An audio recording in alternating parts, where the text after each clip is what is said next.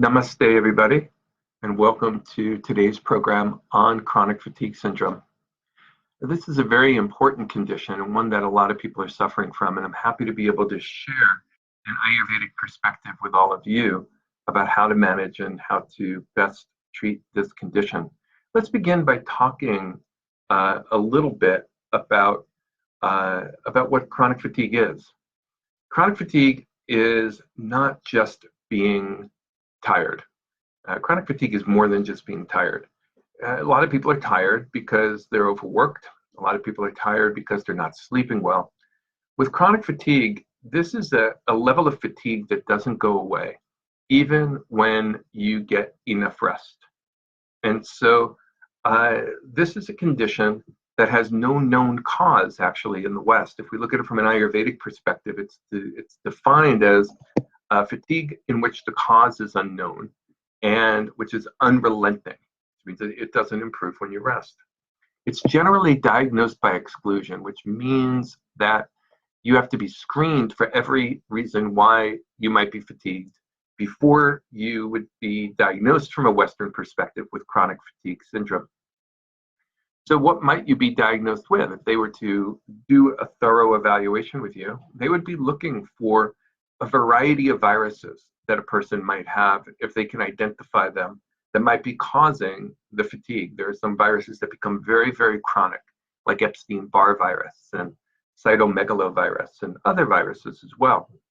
There are many infectious conditions that are chronic as well, like Lyme disease, that often produces a very, very deep fatigue in the body. There are cancers that produce a very deep fatigue in the body. And people who have been getting treatments for cancer may also have a very, very deep fatigue in the body. So these conditions that are causing such a deep, prolonged fatigue are not actually chronic fatigue syndrome. Because chronic fatigue syndrome is a condition that has no known cause to it. There are some people who they've just not been able to identify a reason, and they present with tremendous fatigue.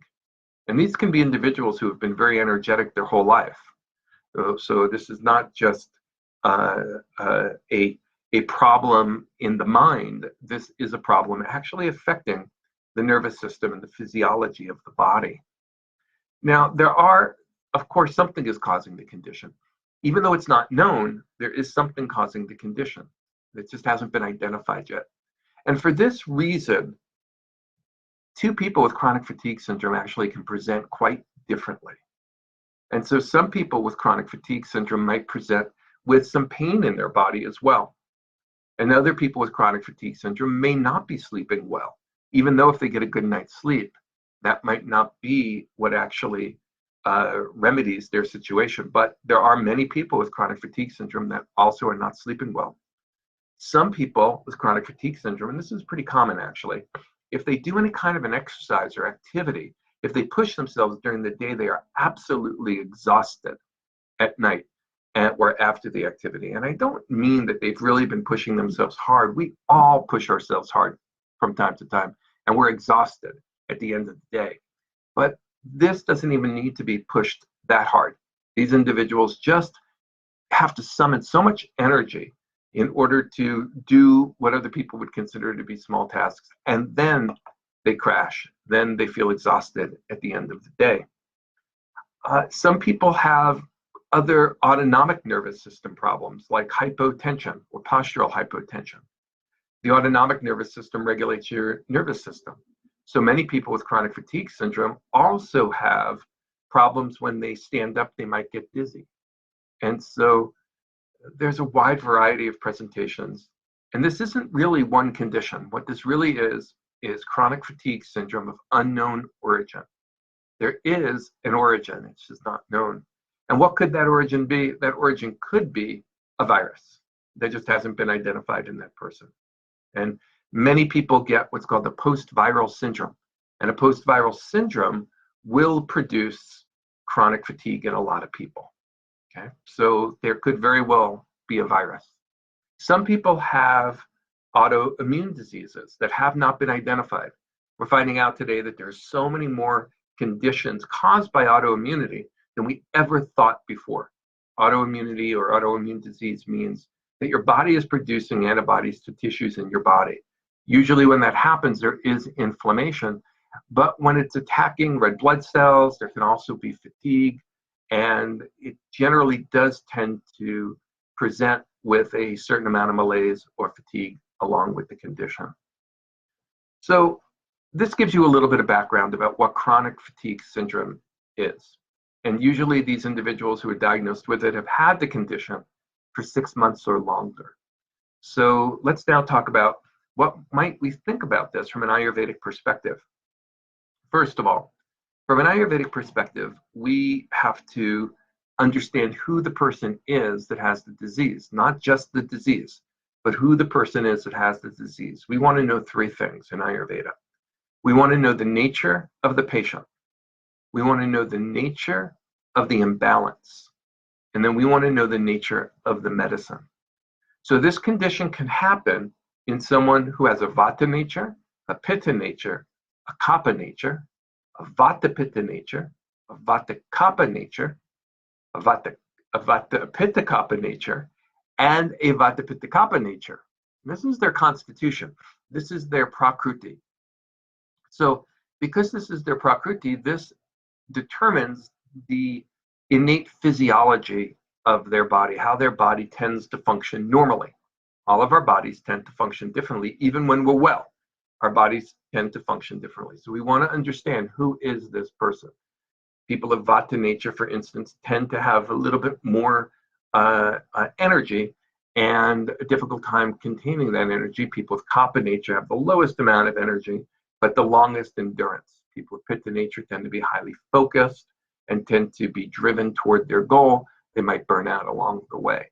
So we're all a little bit different. And so we have to understand, who is this person, to know what is their normal state and how should their body be functioning. Then we want to know the nature of the condition.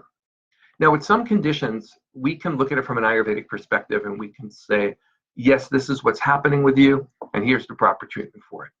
But because chronic fatigue is not a singular condition, we really have to look at the disease and really understand what's happening in that person. So to do that, we are going to do an evaluation on a patient. And that evaluation is going to be taking a look at how their body may have changed over time. Are there any imbalances that we can see in the body? Has the patient lost weight? Have they gained weight?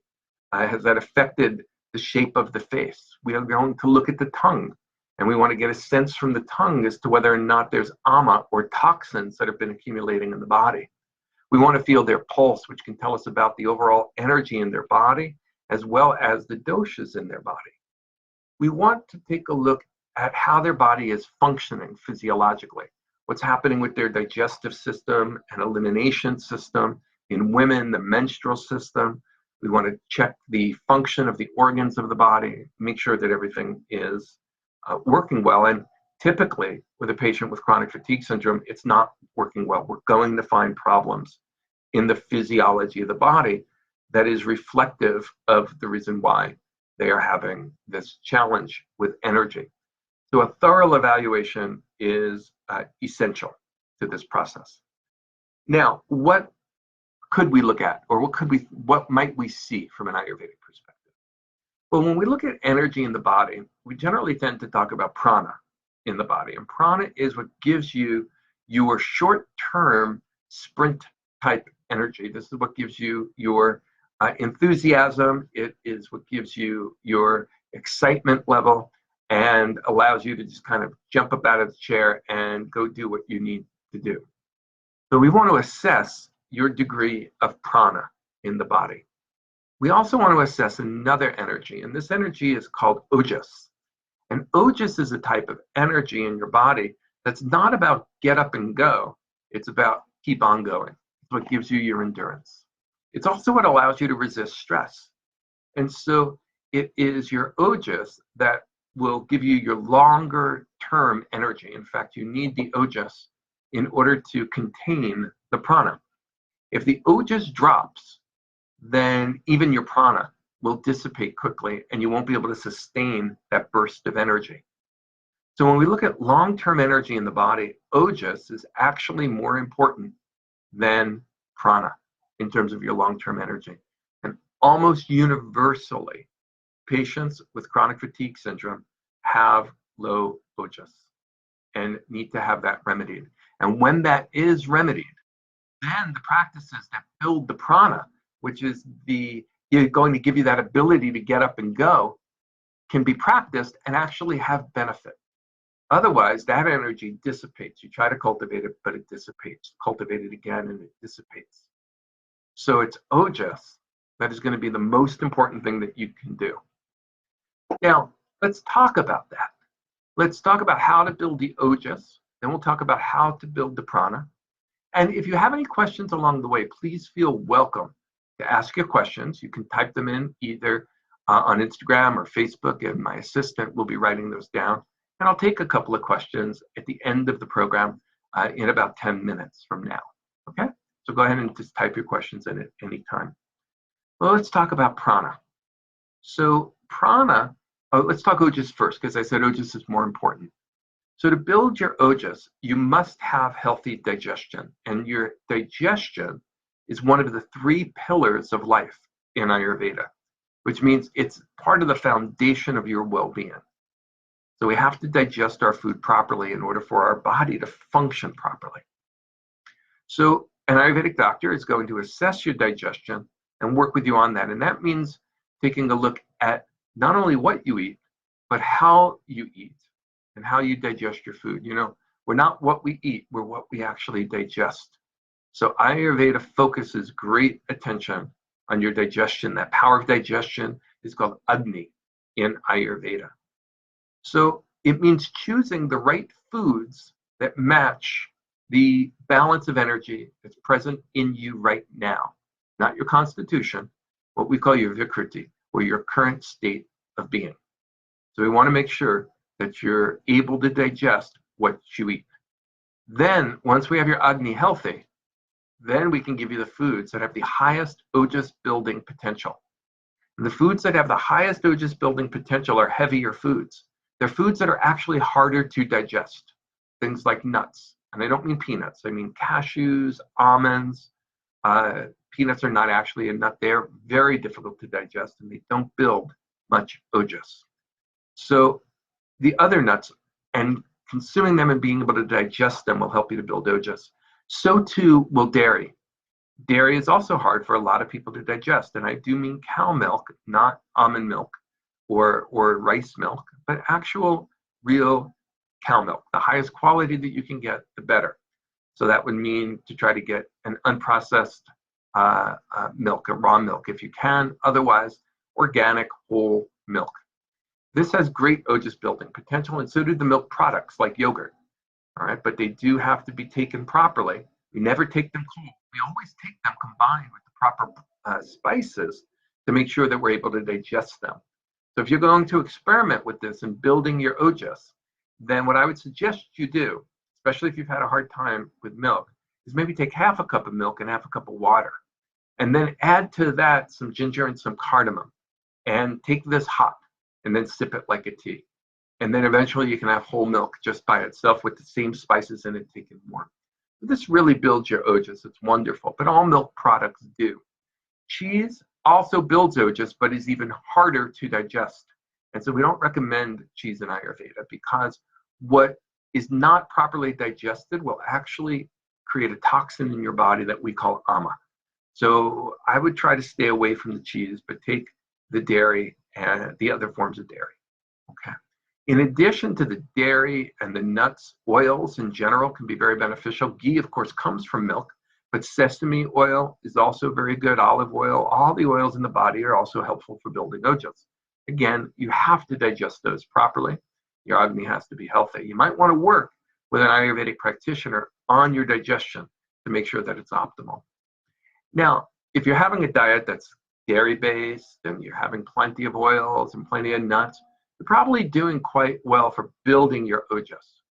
Now, people always ask me, can I eat meat? Will meat build my ojas? Meat also builds ojas. And when you're sick, having some meat can be very helpful if your ojas is very low.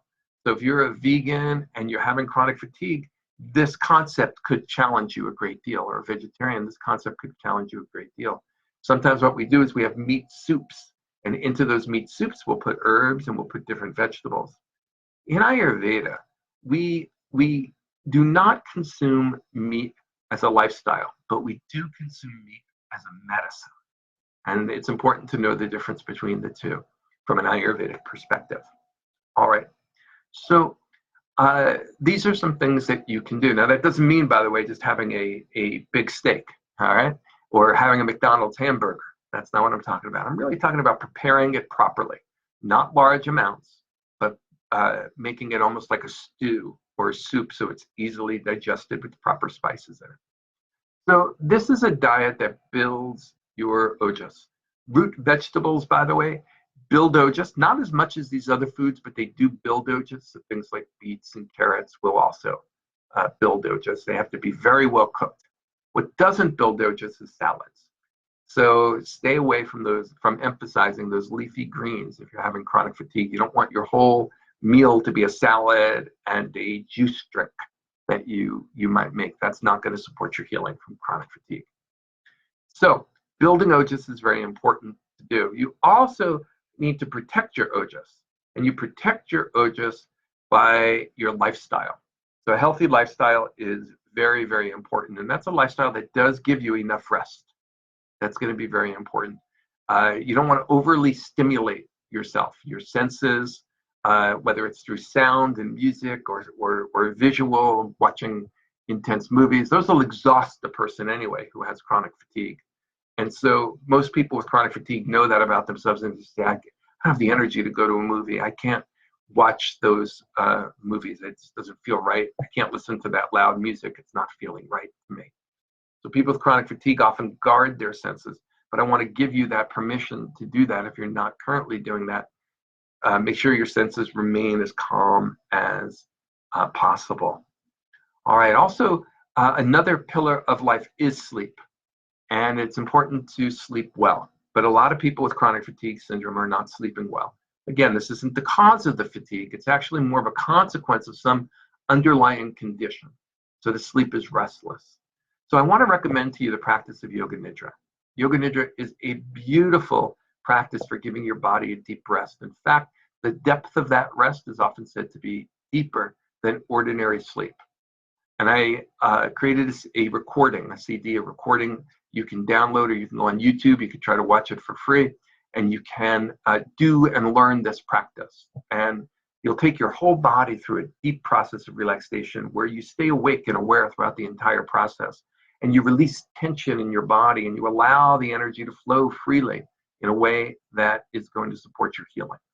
So this is particularly beneficial for those of you that have chronic fatigue. And you can do this practice for 45 minutes or half an hour, and it's going to really support your healing. Not just to feel a little better, but it can also support the healing of the underlying condition, whether it's a post-viral syndrome or autoimmune condition.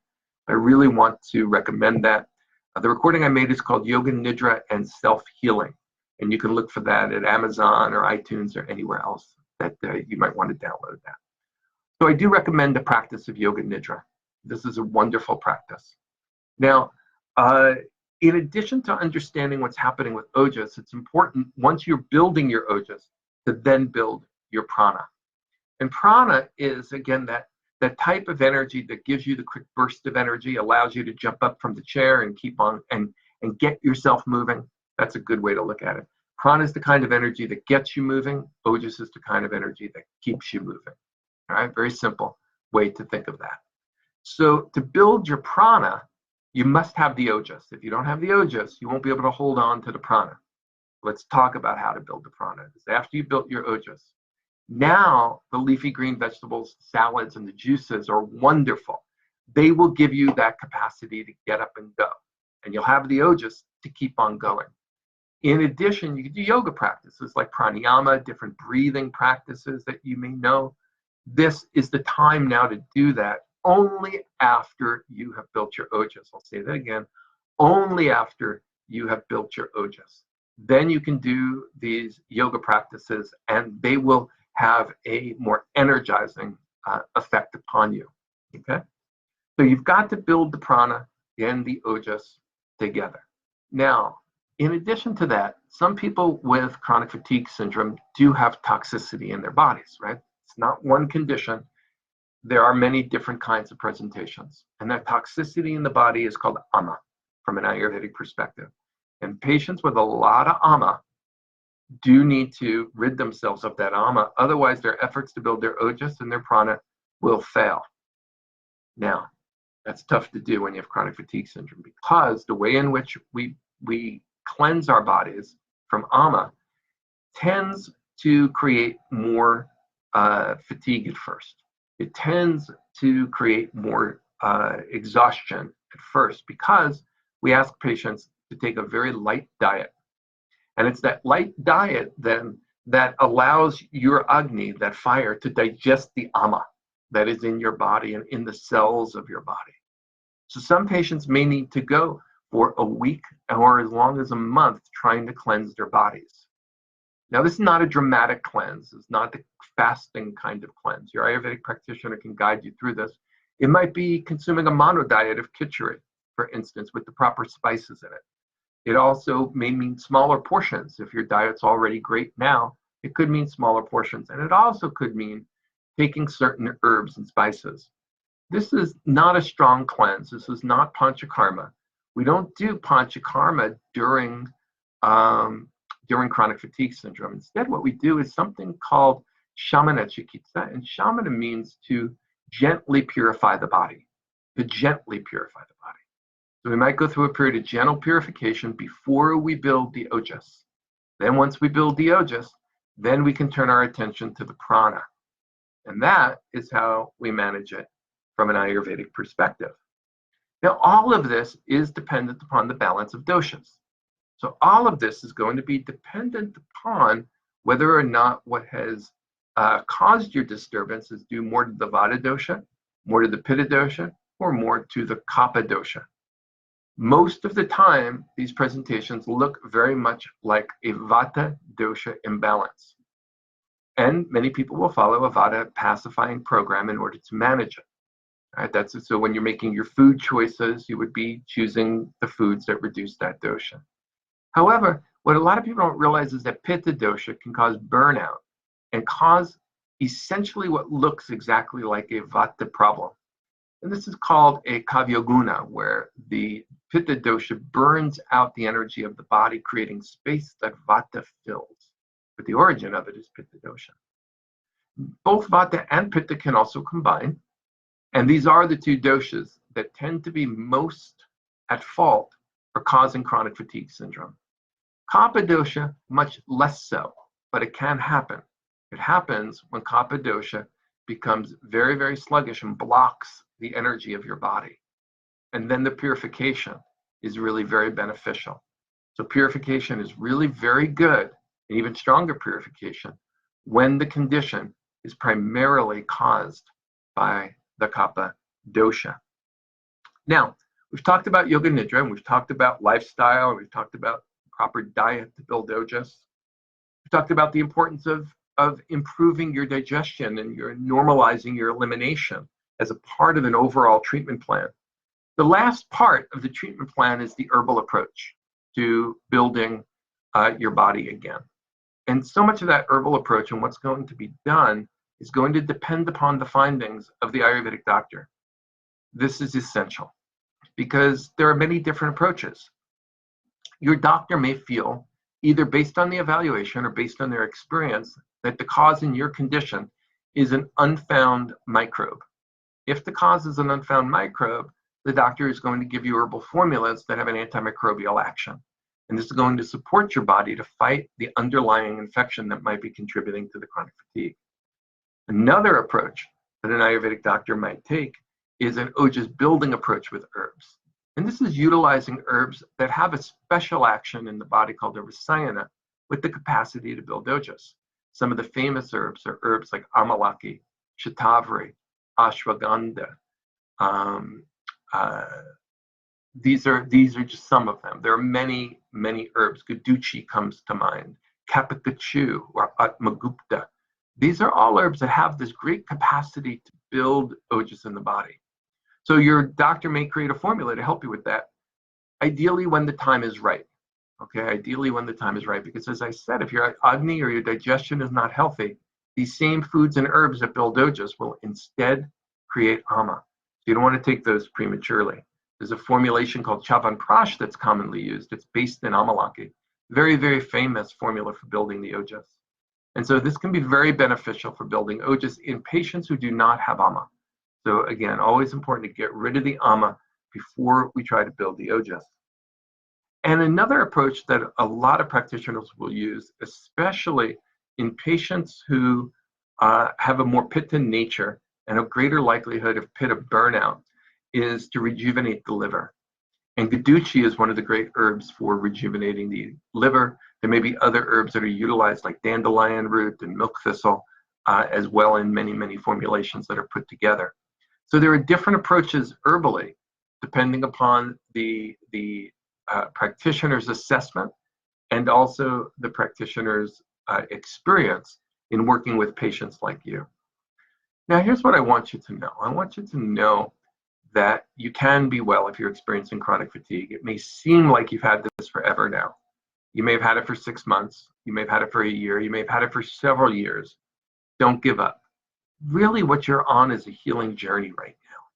And you're trying to discover what it is that's going to lead you back to health.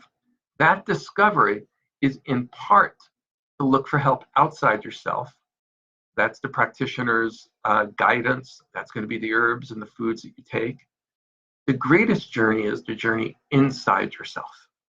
This healing journey is very, very important. This is the healing journey that is going to lead you to reflect upon who you are and your state of consciousness.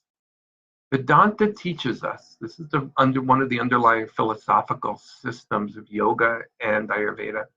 Vedanta teaches us that what we experience is a reflection of what's going on deep inside of our consciousness, deeper than our mind. Maybe our unconscious, you could think about it. In other words, our life reflects that. So illness often gives us the opportunity to reflect and say, how can I grow from this? What do I need to learn? Could this illness be my teacher? And if this illness is my teacher, what is it trying to teach me? What kind of changes is it asking me to make? Are those changes physiological, like the way in which I eat? Are they even deeper than that? Could the changes it's asking me to make be changes to my personality? Could I learn to be kinder? Could I learn to be more compassionate toward myself and others? Could I learn to be more loving? And these are the deepest lessons that our suffering has to teach us.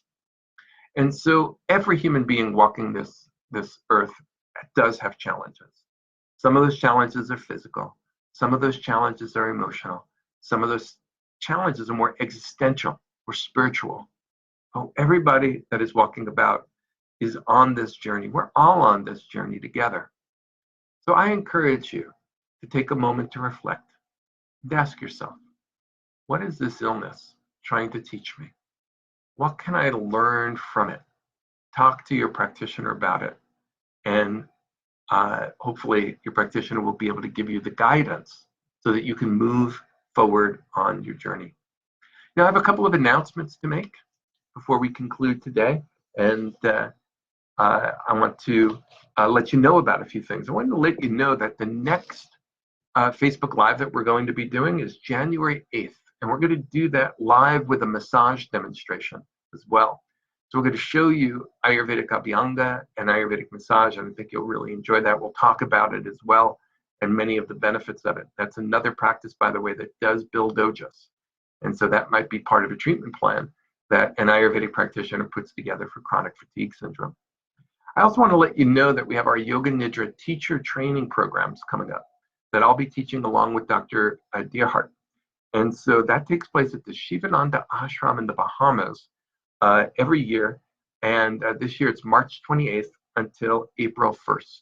And you're welcome to explore more about that program on our website. I'll also be teaching it. We'll be teaching it May 7th to May 10th. And that'll be at the Integral Yoga Institute in San Francisco. So those are ones that are coming up. We'll also have a little mini retreat if you just want to do some yoga nidra and deeply learn the practice and relax and talk about your experience. We'll do that as well at the Integral Yoga Institute on February 29th through March 1st. That'll be a weekend journey into yoga nidra. We also have some special programs coming up at the college that you might be interested in, including the Ayurvedic Facials Workshop, which will be March 20th to the 23rd, to learn how to do an Ayurvedic facial. And also Ayurvedic massage and bliss therapy, which is the Shirodhara. That's a beautiful practice where the oil comes down onto the Ajna chakra, and an herbal steam treatment. And that whole training takes place from April 6th until April 11th. That's a 6-day training program. And then we have our TCA Ayurvedic Yoga Therapy training program as well, where you can train to become an Ayurvedic yoga therapist. And that'll be in the Bahamas at the Shivananda Ashram, and that's May 12th to May 25th. So those are programs that are coming up. I wish you all a wonderful and beautiful journey through this lifetime. I know that there will be challenges along the way. I also know that every challenge that you receive, that you also have the gifts to be able to address that challenge. So take a deep breath and look within, and also look for support around you. Many blessings on your healing journey. I'm going to close with a chant.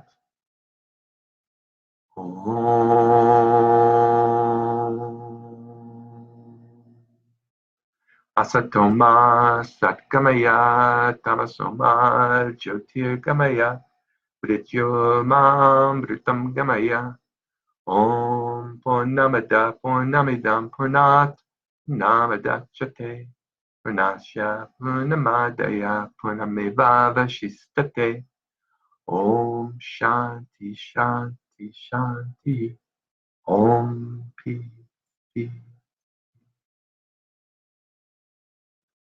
Many blessings to all of you. This chant is a chant for your wholeness. May you all be whole. Namaste.